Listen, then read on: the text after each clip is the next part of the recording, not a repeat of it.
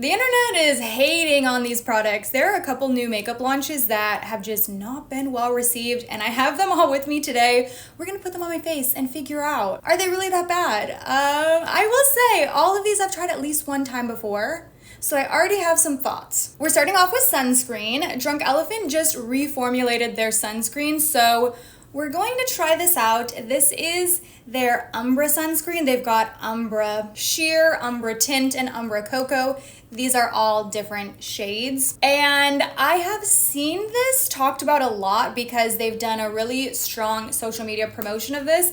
Every sponsored video I've seen of this has been really positive, but the non-sponsored ones I've seen have been a little bit more mixed. So we're gonna see. I tried this one this morning actually. So this is the Umbra Sheer. This one has a pink tint to it, and I actually really liked it. I don't think the pink tint is super noticeable on the skin. If anything, it just kind of gives a glow.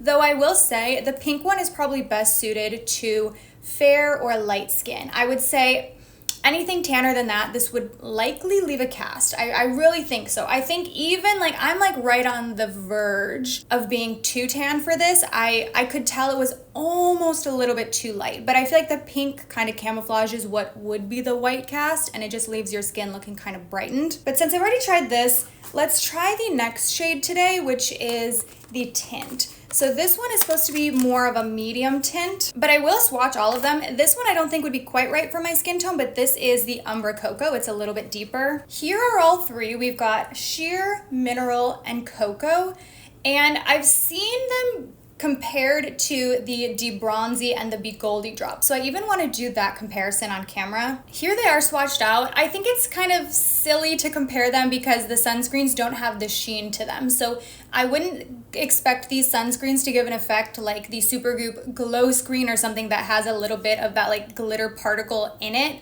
They're actually just the pigment without any glow. Like maybe you'll get a dewy glow from it, but there's no like shimmery particle in it. Okay, and like I said, I liked the sheer one earlier, but let's try the tint. I'm a little nervous this is gonna be a little bit too tan for me, but we'll see. In a lot of the ads I've seen for this, they have like mixed all three of them together to make this custom shade, or maybe mixed two of them. I'm not a dermatologist and I'm not a cosmetic chemist, obviously, so maybe I'm wrong on this, but generally I try not to mix sunscreens together because I've always heard that that can impact the sun protection that you're getting. Maybe this is different because they're all essentially the same formula, just with like a different pigment to it, but I'm a little worried to try that, so I'm gonna try just one at a time. Okay, right away, this is too dark for me. Kind of looks like I'm applying a foundation that's a little too dark. Though I will say if you have more of like a light medium skin tone, it actually probably would be pretty perfect. And I will say it almost is kind of giving me the effect of a little bit of coverage. I think things look a little more blurred out. It's kind of thick though, like it feels like sunscreen. I was hoping it was going to be a really cosmetically elegant formula. And I mean, it's fine, but it definitely feels like there is a thick layer of product on my face. I don't know, and I feel like I have to wipe my hands up. It feels really greasy. I don't know, it looks like I got a nice glow. Like it gave me a similar effect to like a bronzing drop, I would say, where I look a little bit tanner.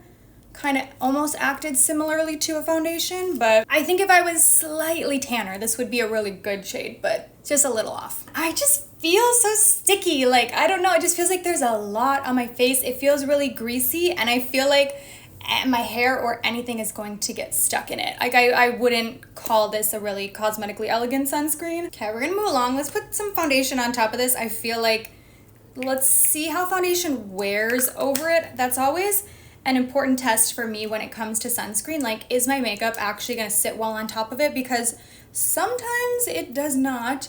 So this is my current favorite foundation. It is the Fenty Soft Lit, and I'm just gonna do a light layer over top of this. It's weird because the foundation is slightly lighter than the sunscreen. A compliment I will give it though is that I think it gave me a nice sheer level of coverage to begin with, so I feel like I'm having to wear less foundation, which is nice because the sunscreen already was feeling kind of thick on my skin. I didn't really want to top it with a lot more heavy makeup over it. For me, having tried both of these though, I think that the Umbra Sheer is definitely better for my skin tone. Okay, I'm gonna quickly do a little bit of cream bronzer. This is the new one from Saie. I like to take this actually on the back of my hand. I've got the shade Sand. I actually probably could go a shade lighter, but they sent this to me. If I would have picked it up myself, I probably would have gone the shade above this, but I pick up a little bit on my brush from the back of my hand and then kind of tap that in.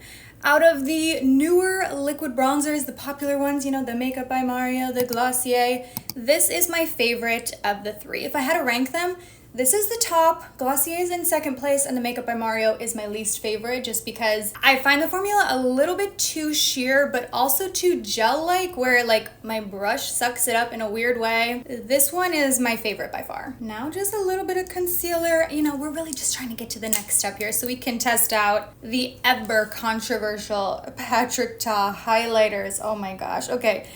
Trust me, I have some thoughts. So let's talk about them. This is the newest launch from Patrick Ta. These are highlighters, and it is also in the duo format, just like the blushes and the bronzer. You've got a cream and a powder, and these are not very well liked right now. People are actually like completely roasting these. These seem to be the first like flop, we'll call it, from Patrick Ta. I feel like this brand, for the most part, can do no wrong, but these might not be for everyone. So yesterday I tried this one for the first time. This is the shade Baby, which is the one that Patrick has said is his favorite, I believe.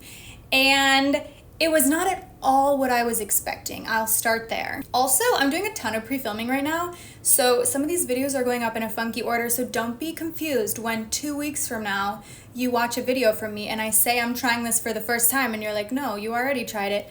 Technically, that just was filmed in a different order. So people don't seem to like how subtle these are. And when I heard that, I was like, wait, I love a subtle highlight. I only want a subtle highlight, so maybe that'll be up my alley. But these are both subtle and sparkly at the same time, which I wasn't expecting. And like I said, I tried the shade Baby, but today I want to try my Love and see if I have a better result. So the Patrick Ta method, you probably know, goes powder with cream on top. You obviously could use these interchangeably. You could do one or the other, one or not the other, but we'll try it. We'll try it his way. And I'm just going to start off, no blush right now, because I want to just see what this is looking like. But I mean, I'm already pretty dewy, obviously. You can see that, but we'll see how this goes. So, it's this weird, powdery, almost dry texture from the highlight. And I could see this photographing really well, but in person, you're definitely going to see sparkles. So you have to be okay with that. I do already think that this shade is looking a little bit more dramatic than the pink one. Let me actually, for good measure, we'll try the pink one on this side. I just cleaned off the brush. This is the shade Baby. And do you see what I mean? I think this one already just looks way more diffused. Like this, blinding. This, a little bit more subtle. But they're both very sparkly. Like it's almost just, it feels like a baked powder. That's how I can describe it. In terms of the dryness in the pan, it feels like a baked powder, but it is a pressed powder. So it's kind of weird like that. Okay, here's Baby. Huge difference between Baby and My Love. My Love is blinding. Also, I look so greasy. I know I love that foundation, so I know it's the sunscreen. I look so greasy. I can't wait to powder. We'll get there. But we're going to try the cream over top. And I was kind of shocked when I dipped into the cream yesterday because it's like melted goo basically, and I was expecting it to feel like the cream blushes and bronzers that he sells in this same packaging, but it's not. It's very melty. Granted, it's very hot today, so maybe that's contributing to it, but like still, you don't want your makeup melting regardless of the temperature. And that was Baby. So it looks really, really pink in the pan, but it's a completely sheer base. You're getting almost none of that pink.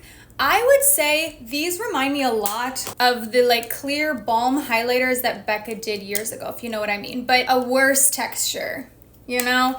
The way that it reminds me of those is like the finish on the skin and the fact that it is this like clear balm without much pigment to it. But what I ran into yesterday was that it really emphasized texture on my face, like all my pores were magnified, but also it caused things to move around. By the end of the day, I had this little pocket of built up product right here on the outer corner of my eye from smiling, and then like my eye creasing there, and then the product just like wedged itself in between there, and I had this really noticeable line of makeup. I never get that. That has really never happened to me, so I know it was the cream part of this product. And it's so glittery. Yesterday I swatched it on my hand and then I like wiped it off, and all of the balmy texture was gone, but there were so many little sparkles left on my hands. But I'm gonna try this today with a sponge. Yesterday I tried to pick it up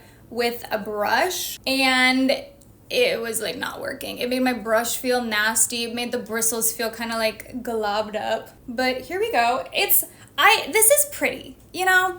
The shade My Love, I think I like better than Baby, which is surprising because Baby seemed like it would be up my alley. This is really bright and bold. I think this would be really beautiful, again, for photography. Like, I think it's fun and editorial, but I think the average person probably won't enjoy this, to be honest, because it just never really dried down yesterday. I felt like my face was kind of sticky, like there was this tacky balm the whole time. And I had my hair up yesterday, but I know if my hair was down, it would have been getting stuck the way your hair gets stuck in lip gloss. Like, that's kind of the way it feels. Okay, I kind of cleaned off my sponge, so we can do the pink one. Like, it's pretty, and putting the balm over top definitely brings it back to life. But at this point, now I feel like I want to re-powder it back down because it's just so sticky. I don't want to walk around with this much of a balmy texture on my face. I feel like any texture, any pores are so amplified. So then what I ended up doing before, I was like, well, maybe I just need to put more of the powder over top to lock it in. And when you do that, because the powder is so dry compared to the balminess of the cream, it takes away any of that gorgeous glow. Like, it really muted it down. And now, I don't know, I just look like I have a frosty cheek, but it doesn't look like the healthy glow anymore, in my opinion. I'll show you a close-up of both sides now with the lights way down low so you can really see how it's sitting on the texture on my skin. Okay, I desperately need a powder. I feel like my face, okay, already makes a big difference, but I just feel like feels like there's so much product on my face just because everything has been really heavy, like the thick texture of the sunscreen and then that thick texture from the cream has just kind of been a lot. I don't know though, like I'm kind of back and forth on the highlighter. I'm not obsessed with the texture. Actually, I hate the texture, but looking at my face now, I'm like, wait, now that I've got some powder on, kind of looks better. But again, when I wore it all day yesterday, it just moved around. Maybe I'll find a way to make this work, but right now I'm thinking it's like a major no. Okay, we definitely need some blush to bring things back to life. And I'm gonna go in with the Kosas Blush is Life in Dreamland.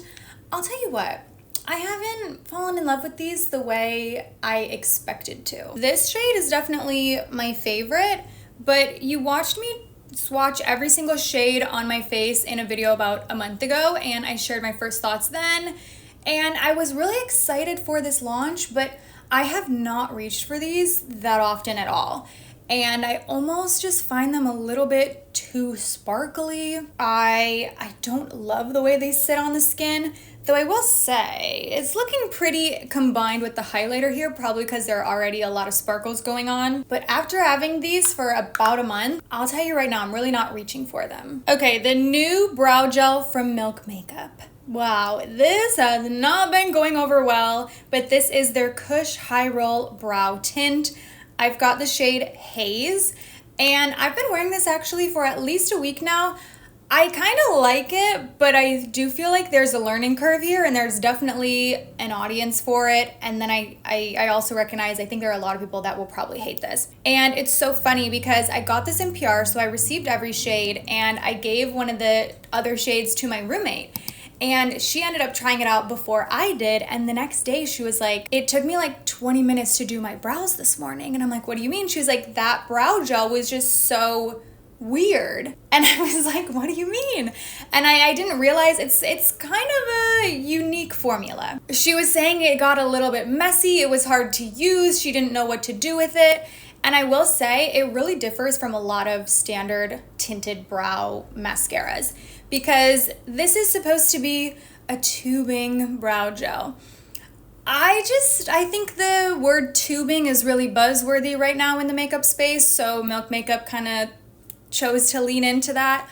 I don't know that we necessarily needed a tubing brow gel, but maybe. This is very liquidy. Like the first time I pulled it out of here, I was shocked at almost how wet it looked on the brush. So because of that, I feel like you have to be very careful where you're applying it, because it's really easy to accidentally get this on your skin, especially because the bristles are quite short. And because it has that, see, I already got a little bit right there.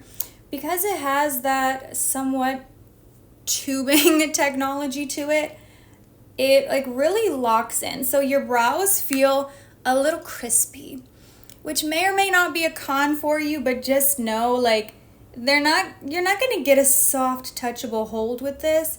It's very locked in, but in a way that feels like hairsprayed to your face almost. But I really like the difference that it makes in my brows. I feel like it lifted it up, filled it in, and gave it a little bit of pigment. I will say though, I already had a little bit of product in there before applying this just to like fill out the brows, and that's the key. If you do your eyebrows the opposite order, this will not be for you. Like, skip this. If you like to do brow gel first and then pencil afterwards, this is not conducive to that routine, because like once you put this in, you can't touch your brows. They're locked in, they're glued. Like, you better not have made a mistake, because they're done for, okay? But if you like to fill in just a little bit and then you want to go in with this to kind of fluff them up or give the effect of it being a bit more full, I think it's effective for doing that. That being said, I think most people probably won't like this. Like, you can kind of see it in the brows if you look up close.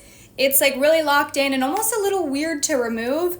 I was expecting it to remove like a tubing mascara, you know, when it comes out in the literal tubes. It doesn't. It doesn't remove like that from brows. If it does, I didn't see it. I didn't observe it, but it just feels like they're really locked down and stiff. I like it because my brows are really sparse, and I think it adds a lot of pigment and color to create the illusion of them being more full. But I would say most people I would not think would like this formula, to be honest. Like, I get why people are giving it such bad reviews. Okay, we're not gonna do any eye makeup here. I feel like I really wanted to like thoroughly test out those products, but let's throw this on the lips. This is the Summer Fridays Lip Butter Balm in Iced Coffee. I've been obsessed with this. Okay, and I feel like I need more powder again. I don't know. It's partially because it's really hot out, but I just feel like everything's looking a little greasy. Overall, not a ton of winners, I would say, but I'm gonna keep testing these. I'll update you with even more thorough reviews in a future video, but thank you so much for watching, and I will go ahead and see you in my next one. Bye.